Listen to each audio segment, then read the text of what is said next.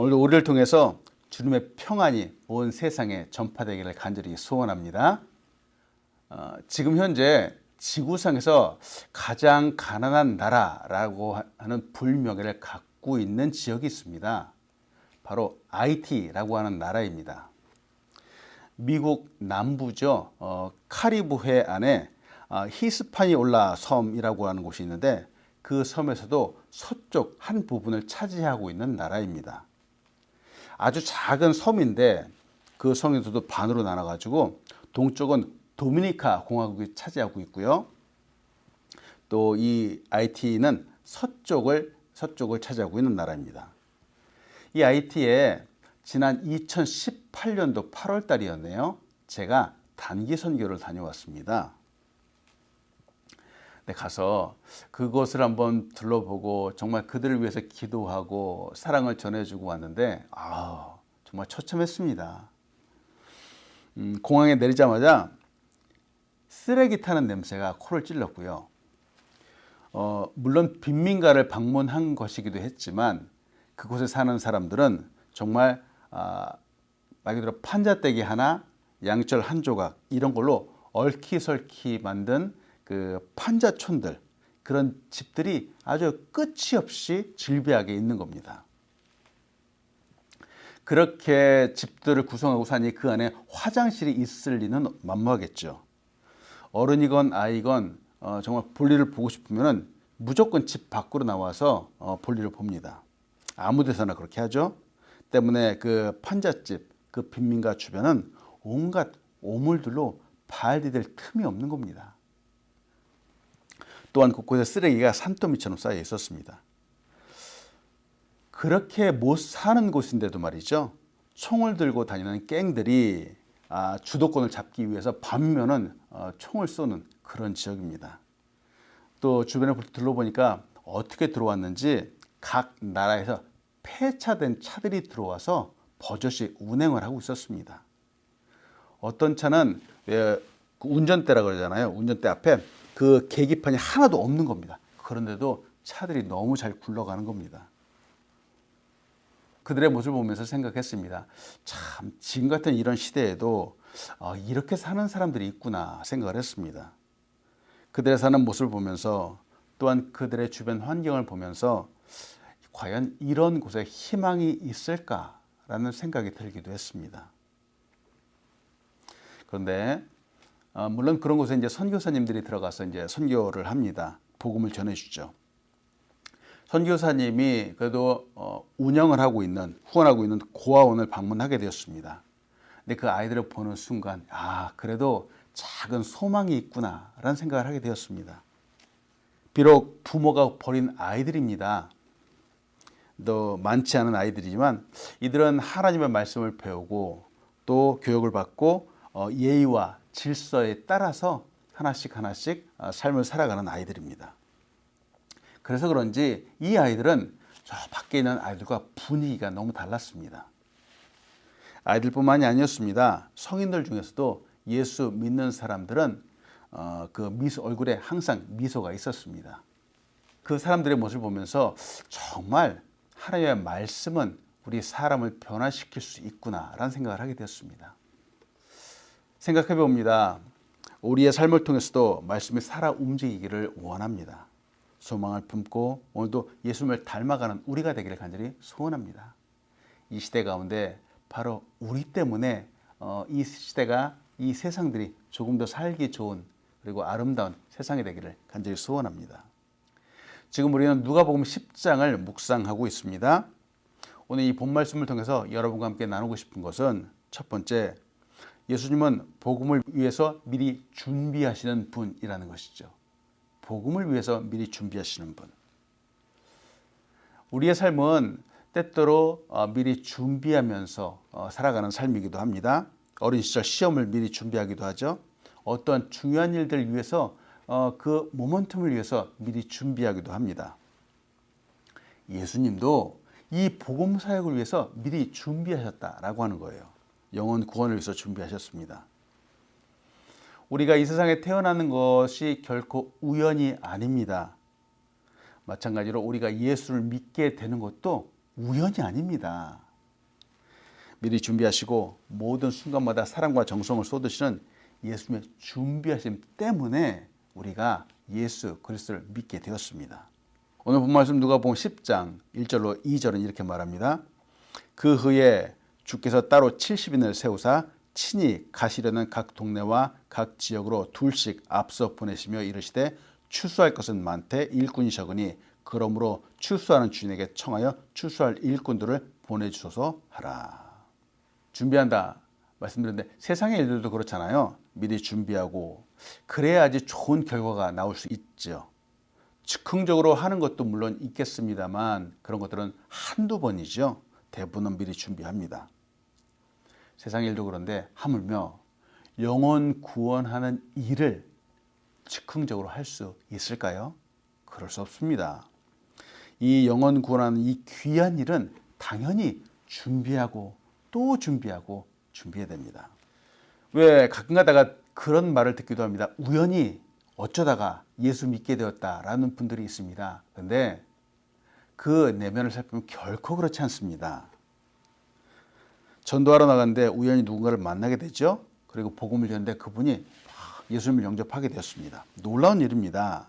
그런데 그분이 그때 예수님을 믿게 되기 전까지는 정말 이전에 엄청나게 많은 사람들의 기도로 준비하는 것이 있었고 또 만세 전서부터 하나님께서 정말 이 영혼을 위해서 준비한 하나님의 손길이 숨어 있다라고 하는 사실을 우리는 생각해야 되겠습니다. 오늘 본문 말씀 1절을 보면서 예수님이 친히 가시려는 동네가 있었는데 지역이 있었는데 바로 이곳에 70명의 사람들을 미리 보내셨다라고 하는 겁니다. 사람들을 미리 보내셨습니다. 예수님이 가시기 전에 먼저 가게 하신 것이죠. 그래서 여기 70명이 누구인지는 오늘 성경에는 자세하게 나와 있지 않습니다. 그런데 생각해 보죠. 왜 하필이면 70명일까? 당시에 예수님과 함께 다니던 사람들 많이 있었습니다. 200명을 보내실 수도 있었고요. 정말 예수님의 맘만 먹으면 500명, 1000명도 얼마든지 보내실 수 있었습니다. 근데 왜 하필이면 70명일까라는 거죠. 정말 많은 사람들을 더 많이 보냈다면 더 많은 사람들을 구원의 길로 인도할 수 있지 않았을까요? 근데 여기서는 70명만 보내셨습니다. 이는 열방을 향한 선교의 원리를 보여주고 있습니다. 옛날에 창세기 때 노아의 홍수 사건이 있었습니다. 노아의 홍수 이후에 노아의 세 아들이 있었죠. 셈과 함과 야벳이 있었습니다. 이 셈과 함과 야벳 이후로 세상에는 민족들이 나뉘어지기 시작을 했습니다.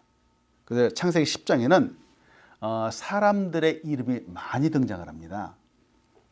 그런데 그 나뉘은 수가 70입니다. 이 많이 나뉜 사람들로 인해서 70민족이 구성이 되었습니다.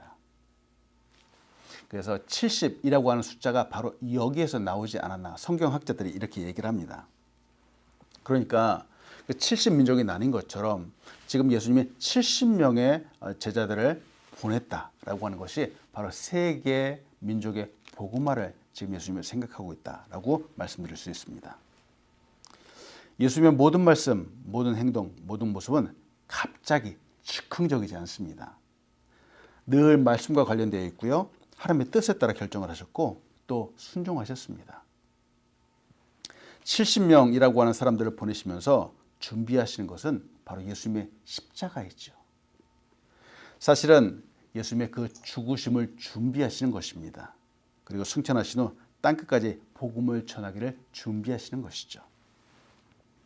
이 70명이 가는데 이들의 첫 번째 사명이 있었습니다. 준비한 후 행해야 되는 것이 있습니다. 오늘 그것들을 여러분과 같이 좀 나누기 원합니다. 70명이 해야 되는 사명, 그 첫 번째는 무엇인가? 바로 구하는 것입니다. 구하는 것. 무엇을 구하는가? 일꾼을 보내달라고 아버지께 구하는 것이 이들의 첫 번째 일이었습니다. 예수님은 이 사람들을 보내시면서 추수할 것은 많은데 일꾼이 적다라고 말씀을 하셨죠. 그러면서 주인에게 주인에게 추수할 일꾼을 보내달라고 하라라고 이렇게 말씀하셨습니다. 보세요. 이 보냄 받은 사람들의 첫 번째 사명은 구하는 것입니다. 더 많은 일꾼을 위해서 기도하는 것입니다. 물론 우리는 이제 여기 농사꾼들은 없습니다. 농사를 지어보진 않았지만 그래도 농사에 대해서 우리가 알고 있죠. 어느 정도. 추수한다. 곡식을 걷어들이는 것인데 이 추수한 때는 가을철 한때입니다. 즉 시간적인 제약이 있다라고 하는 겁니다.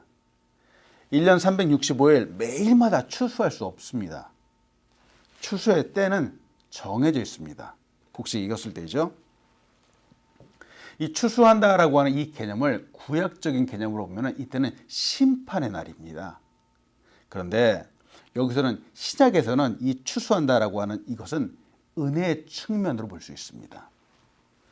복음을 전할 때는 말입니다. 그래도 은혜의 때에 복음을 전하는 거죠. 영원히 복음을 듣고 구원받는 것, 이 추수하는 것은 근데 영원하진 않습니다. 이 정해진 시기에 해야 하니 일손이 부족할 수밖에 없죠. 그래서 더 구해야 됩니다. 사람들이 내가 일꾼을 찾아 나서는 것이 아니고요. 이들의 사명은 주인 하나님 아버지께 일꾼을 더 보내달라고 부탁하는 겁니다. 간구하고 기도하는 것입니다. 이게 일꾼들의 첫 번째 사명이었습니다. 그리고 이 일꾼들이 해야 되는 것 두 번째는 뭐냐면 바로 가는 것이었습니다. 가는 것. 어디로 가야 되는가? 이리 가운데로 가야 됐습니다. 즉 세상 속으로 가는 것이죠. 이리 가운데로. 오늘 본 말씀 누가복음 10장 3절은 이렇게 말하죠. 갈지어다 내가 너희를 보냄이 어린 양을 이리 가운데로 보낸가 같도다 하고 말합니다. 일꾼은 가야 합니다. 추수할 곡식이 있는 곳으로 가야 합니다. 바로 그것은 세상 속이죠. 나와 같은 생각을 하고 나와 비슷한 삶을 살아가는 거기로 가는 것이 아니라 전혀 다른 사람에게로 가야 합니다. 예수님을 알지 못하는 사람에게로 가는 거죠. 여기서 가야 하는 사람들, 보냄받은 사람들, 이들은 양입니다. 근데 성경은 이 양이 어떤 상태인가? 바로 어린 양이라고 말합니다. 어린 양. 근데 좀 이상하잖아요. 양은 절대로 이리를 이길 수가 없습니다. 아무리 운동을 하고 근육을 키운다고 해도 이거는 양과 이리는 차원 자체가 다릅니다. 절대 이길 수 없습니다. 근데 가면은 뻔히 죽는다는 걸 알잖아요.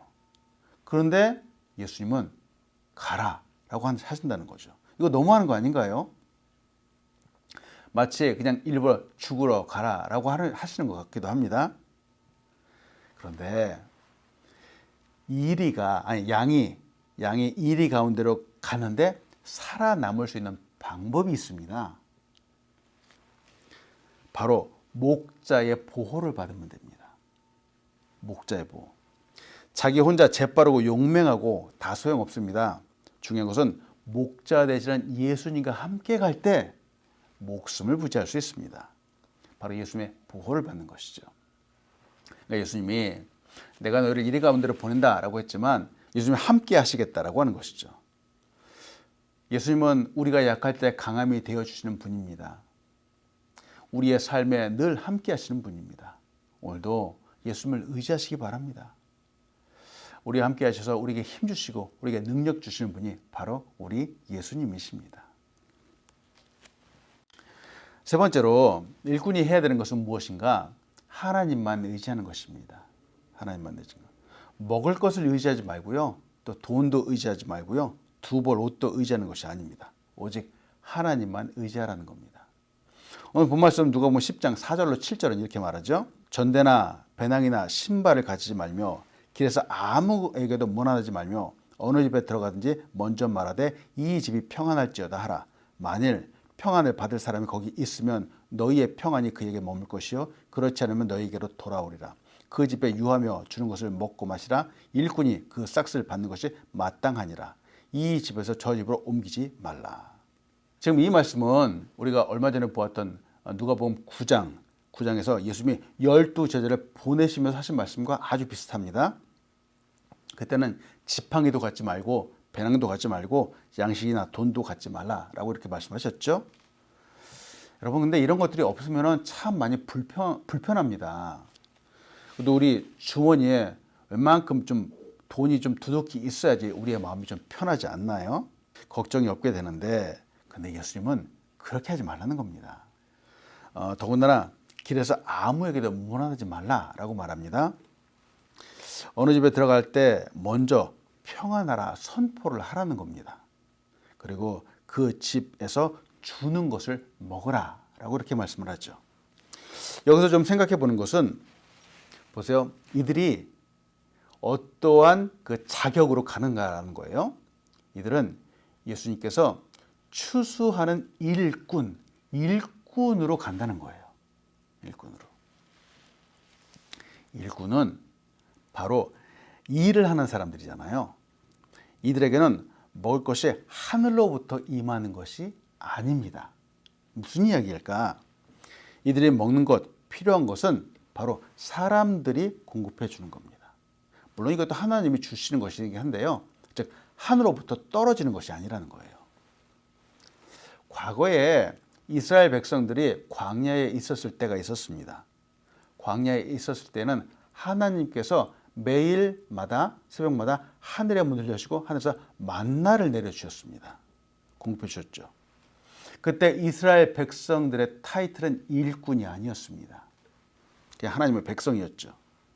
근데 오늘 예수님이 이들을 보내면서 이들에게는 추수할 일꾼이라고 하는 타이틀을 주셨죠. 보냄을 받은 사람들입니다. 이 사람들은 하늘에서 떨어지는 그런 음식을 먹는 것이 아니라 바로 사람들이 주는 그런 음식을 먹게 되는 거죠. 하나님께서 평안을 받을 사람, 다른 믿는 자의 수고와 봉사를 통해서 필요를 공급해 주신다라고 하는 겁니다. 일꾼들을 영접한 사람은 그들에게 합당한 대우를 해야 할 것입니다. 그렇다고 해서 오해하지 말을 것은, 일꾼들이 예수님이 이렇게 얘기를 했으니까 당신은 나에게 먹을 것을 주시오라고 이렇게 요청을 할 수는 없는 겁니다. 이렇게 요구하거나 계속해서 더 나은 대우를 받으려고 해서도 안 되는 거죠. 그들은 집에 거하면서 그들이 주는 것을 그냥 그대로 먹고 마시면 되는 겁니다. 이들이 더 좋은 음식을 추구한다? 아니요. 이것도 바람직한 자세가 아니고요. 더 좋은 집에서 머물기 원한다? 이것도 아니라는 거예요. 더 부자인 사람을 찾아다녀서도 안 된다라고 하는 겁니다. 만약 그들이 그렇게 하게 된다면 전하는 메시지, 바로 천국 복음이라는 이 메시지가 전혀 쓸모없게 되죠. 힘이 없게 되고 의미가 없게 된다는 겁니다. 70명이 해야 되는 이 네 번째 사명이 뭐냐면 바로 전하는 것이죠. 전하는 것. 복음을 전하는 겁니다. 하나님의 나라를 선포하는 것입니다. 오늘 본 말씀 누가복음 10장 8절로 11절은 이렇게 말합니다. 어느 동네에 들어가든지 너희를 영접하거든 너희 앞에 차려놓은 것을 먹고 거기 있는 병자들을 고치고 또 말하기를 하나님의 나라가 너에게 가까이 왔다 하라. 어느 동네에 들어가든지 너희를 영접하지 아니하거든 그 거리로 나와서 말하되 너희 동네에서 너희 발에 묻은 먼지도 너희에게서 떨어버리노라. 그러나 하나님의 나라가 가까이 온 줄 알라 하라. 사람들은 이 제자들을 잘 영접하기도 했지요. 그런데 그렇지 않기도 했습니다. 하지만 그것과 관계없이 이들은 그냥 선포하는 거죠. 하나님의 나라가 가까이 왔다라고 하는 이 선포는 잘 영접하는 사람에게도 선포하고 영접하지 않는 사람에게도 동일하게 선포해야 되는 메시지였습니다. 예수님을 잘 영접하는 사람들이 있습니다. 예수님을 영접하는 사람에게도 하나님의 나라는 어김없이 오죠. 그리고 예수님을 거부하는 사람에게도 하나님의 나라는 어김없이 올 것입니다. 그들에게는 안 오고 우리에게만 오는가? 그렇지 않겠죠. 그래서 영접하는 사람들과는 그들이 주는 음식을 먹으라 하시고 또 병자도 고치라 라고 이렇게 말씀합니다. 무슨 말일까? 70명 대다수는 아마도 유대인들일 겁니다.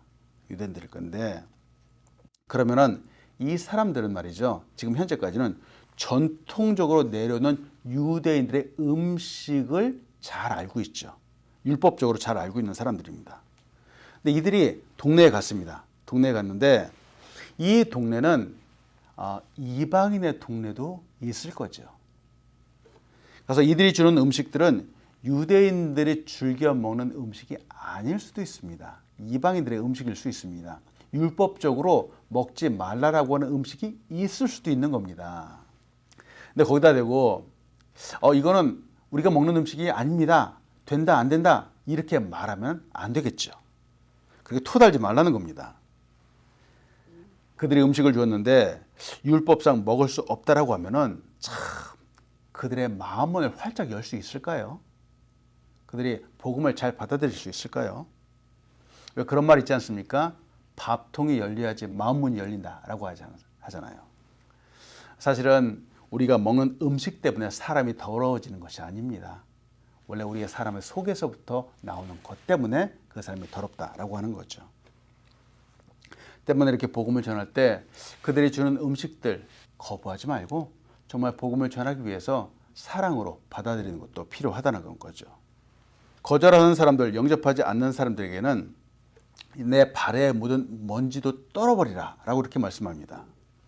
내 발에 묻은 먼지를 떨어버린다라고 하는 이 행위는 복음을 거부한 사람이 유대인이건 혹은 이방인이건 간에 하나님의 백성이 아니라 하는 뜻이죠.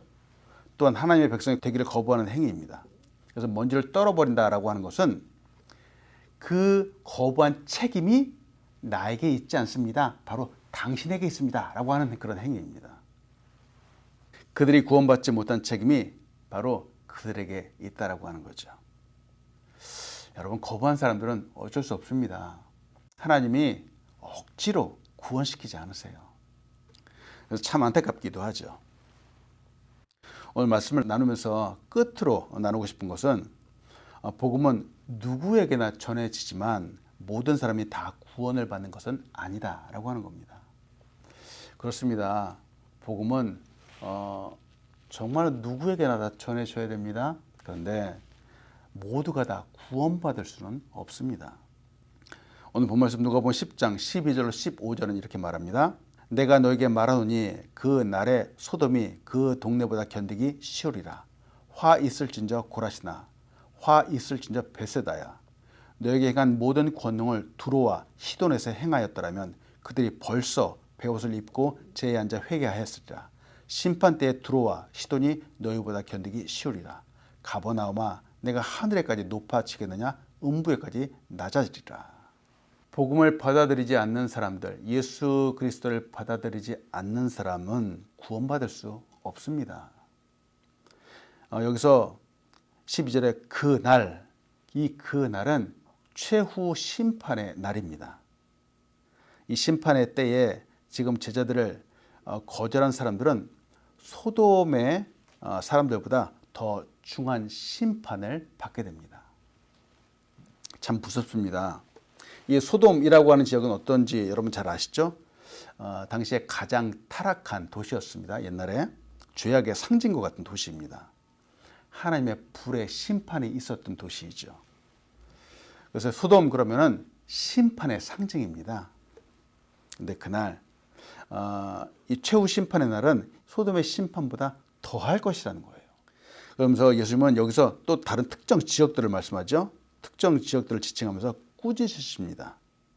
근데 이 특정 지역들은 사실은 예수님께서 은혜를 베푸셨던 지역입니다. 기적을 베푸셨던 곳이죠. 가버나움이라고 하는 지역이 있습니다. 이 가버나움은 예수님 갈릴리 사역의 중심 도시입니다. 예수님은 그곳에서 정말 많은 이적을 행하셨습니다. 가르침도 베푸셨습니다. 하지만 그 사람들이 겸손히 회개하기를 거절했습니다. 그들은 하늘까지 높아질 것 같았지만 실제로는 예수님은 나중에 음부까지 낮아질 것이다 이렇게 말씀하시는 거죠. 또 베세다라고 하는 지역이 있습니다. 이 베세다는 베드로 또 안드레 빌립의 고향입니다. 가버나움 근처의 마을입니다. 오병이어의 기적도 바로 이 마을 근처에서 일어났습니다. 또 고라신이라고 있는데 이 고라신도 지역 이름입니다. 여기도 가버나움 근처의 작은 마을입니다. 이 도시의 사람들은 예수님을 아주 가까이서 본 사람들이죠. 사람을 고치는 것도, 예수님이 사람을 고치는 것도 보았고요. 또 예수님의 말씀도 직접 들었던 사람들이 대다수입니다. 하지만 이들은 영적인 교만에 빠져서 회개하지 않은 사람들입니다. 참 안타깝습니다. 그들의 죄가 어느 정도인지 보여주기 위해서 예수님은 두로와 시돈이라고 하는 이방 지역을 언급해서 비교해서 지금 말씀하시죠. 이 두로와 시돈이라고 하는 이들은 이방신을 섬긴 도시입니다. 하나님의 심판의 대상이 되었던 지역입니다. 이 두로와 시돈은 이사야서 23장과 에스겔서 28장 등에서 등장을 하는데요. 이들에게 임할 직접적인 하나님의 심판이 바로 기록되어 있습니다. 그렇기 때문에 이 이스라엘 민족들은 이 두 도시에 대해서 너무나도 잘 알고 있었습니다. 불의의 도시, 하나님을 대적하여 높아져 심판받는 도시로 알려져 있습니다. 그런데 예수님이 바로 이 두 곳, 두로와 시돈을 비교하여서 바로 여기를 말씀하신 거죠. 참, 예수님이 이렇게 말씀하시는 것이 참 충격적이기도 합니다. 만약 그들이 예수님의 때에 이렇게 있었다면, 예수님께서 지금 행하시는 권능을 목격했다면 벌써 배 옷을 입고 제에 앉아서 회개했을 것이다 라고 이렇게 말씀을 하는 겁니다. 배 옷을 입고 제에 앉아 있는 것은 진정한 회개와 탄식의 표현입니다. 그들조차도 회개하기에 충분한 일을 예수님은 가버나움과 또 고라신, 베세다에서 행하였는데 그들은 회개하지 않았다라고 하는 겁니다. 그래서 예수님께서는 이들에게 화가 있을 것이다 라는 거죠. 처음에도 말씀드렸다시피 복음이 전해지지만 이 복음, 예수님의 이 구원의 복음을 듣고 모두가 다 구원받는 것은 아닙니다. 세상에는 얼마나 강팍하고 마음을 닫은 사람들이 있는지 모르겠습니다. 누가복음 10장 16절은 이렇게 말합니다. 너희 말을 듣는 자는 곧 내 말을 듣는 것이요 너희를 저버리는 자는 곧 나를 저버리는 것이요 나를 저버리는 자는 내 보내신 이를 저버리는 것이라 하시니라. 자, 오늘 본문에서 끝으로 여러분과 나누고 싶은 놀라운 것은 70명의 제자들이 갔습니다. 70명의 제자들, 물론 이들도 예수님에게 교육을 받고 또 복음을 듣고 훈련도 받는 사람들이죠. 근데 70명이라고 해서 특별한 사람들이 아닙니다. 사실은 일반적인 사람들인데 이들이 복음을 전하고 평화를 전한 결과는 예수님이 복음을 전했을 때와 똑같았다는 거예요. 예수님이 전할 때와 동일했다는 겁니다. 70명의 제자들이 전한 메시지는 곧 예수님의 메시지였다라고 하는 겁니다. 어둠에서 빛을 창조하신 하나님의 메시지, 그리고 홍해를 가르신 능력의 하나님의 메시지가 바로 이 사람들, 평범하고 일상적인 사람들을 통해서 전해졌습니다. 선포되었습니다. 이들이 행한 일이 천국과 지옥, 구원과 심판의 기준이 되었습니다. 우리도 복음을 전할 때, 예수님을 전할 때 우리가 뭐 말을 특별하게 잘해서 그 사람이 예수 믿고 그런 게 아니잖아요. 정말 하나님 말씀을 전했는데 그 사람이 마음을 열고 예수를 영접하게 되는 것, 정말 놀랍죠. 우리도 너무나도 평범한 하나님을 믿는 사람인데 이 말에 권세가 있다라고 하는 겁니다. 참 영광스러운 특권이죠. 이런 놀라운 책임과 특권이 바로 우리 모두에게 있다라고 하는 사실 여러분 믿으시기 바랍니다. 예수님 말씀에 순종하는 모두에게 이것은 주신 은혜입니다. 말씀 마칩니다. 인생의 참 소망은 예수님의 말씀에 반응하는 것입니다. 내가 보기에는 참 어렵고 힘들고 마치 바닥에 있는 것 같지만 그런 사람들도 하나님의 말씀에 반응한다면, 하나님의 말씀을 듣고 회개한다면, 그 하나님 말씀에 순종한다면 바로 그곳에서 소망이 피어날 수 있습니다. 하나님은 부족하죠. 부족한 우리 인생을 사용하십니다. 예수님의 그 놀라운 복음 사역에 미리 가서 준비하라고 우리를 사용하시죠. 우리가 능력이 많기 때문에 그런 것이 아닙니다. 시대가 급하기 때문에 그렇기도 합니다. 추수의 때 시간적인 제약이 있습니다. 영원하지 않습니다. 때문에 우리는 정말 깨어서 이 하나님의 사명을 잘 감당해야 되겠습니다. 하나님의 부르심에 응답하고 쓰임받는 우리가 되길 간절히 소원합니다. 아멘. 하나님 감사합니다. 오늘도 귀한 사람들과 함께 하나님의 말씀을 보고 다시 한번 깨닫게 인도하여 주시고 우리에게 주신 사명들을 생각하게 하시며 감사함을 드립니다. 하나님, 우리는 이 시대에 하나님께서 준비하시고 예수님께서 준비하신 일꾼과 같습니다.